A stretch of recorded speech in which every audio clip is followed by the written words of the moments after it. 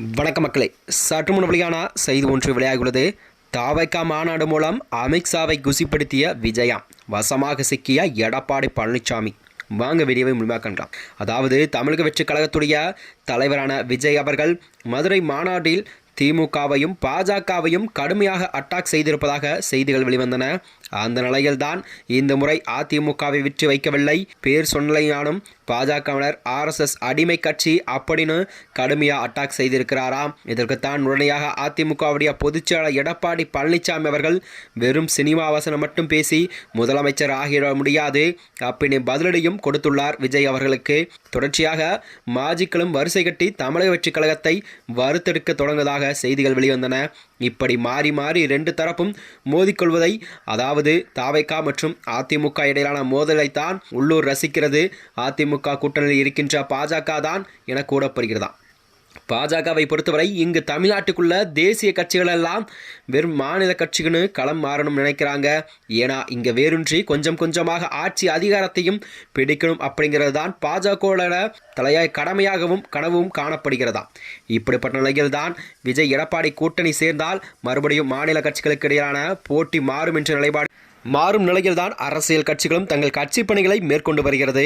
அந்த வகையில்தான் ஏதோ ஒரு மாநில கட்சி தான் ஆட்சி அதிகாரத்தை பிடிக்கும் என்பதை இது பாஜகவினுடைய கனவுகளை நொறுக்குவதாகவும் போல ஆகிவிடும் என்று கூறப்படுகிறதா. ஏற்கனவே எடப்பாடி அவர்கள் பாஜக கூட்டணியிலிருந்து ஜம்பர் அடித்தவர் தான் மறுபடியும் இப்ப பாஜக கூட்டணியில் இணைஞ்சிருக்காரு. விஜயும் சரி எடப்பாடியும் சரி இரண்டு பேருமே எதிர்கட்சிகளை அட்டாக் பண்ணாம பேசிட்டு இருந்தாங்க. இதனால் இரண்டு கட்சிகளுமே எப்ப வேணுமானாலும் கூட்டணி சேர்ந்துருவாங்க என்ற நிலைப்பாடில் தான் அரசியல் களமானது சூடுபிடிக்க தொடங்கிவிட்டதாம். பாஜக விட்டு எடப்பாடி பழனிசாமி மீண்டும் பல்டி அடிக்க வாய்ப்பு இருக்குன்னு பாஜகவில் ஒரு டவுட்டும் இருந்து கொண்டே வருவதாக செய்திகள் வெளிவந்தன.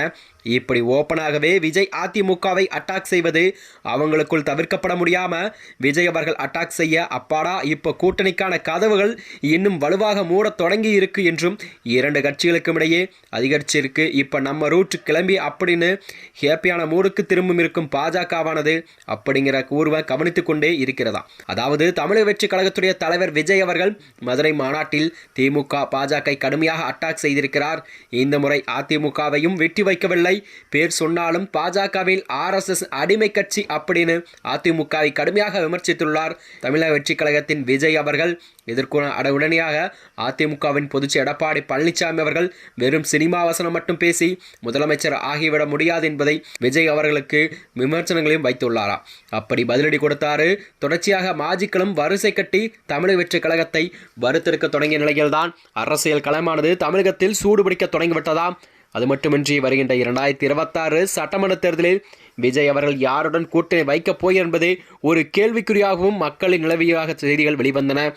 மேலும் அது மட்டுமின்றி அதிமுகவுடன் தமிழக வெற்றி கழகமானது கூட்டணி வைக்க அதிக வாய்ப்பு இருப்பதாகவும் அரசியல் வட்டாரங்கள்லாம் தெரிவித்து வருகிறார்கள். மேலும் இதுபோன்ற வீடியோக்களை தெரிந்து கொள்ள நமது சேனலை மறக்காமல் சப்ஸ்கிரைப் செய்து கொள்ளும். நன்றி, வணக்கம்.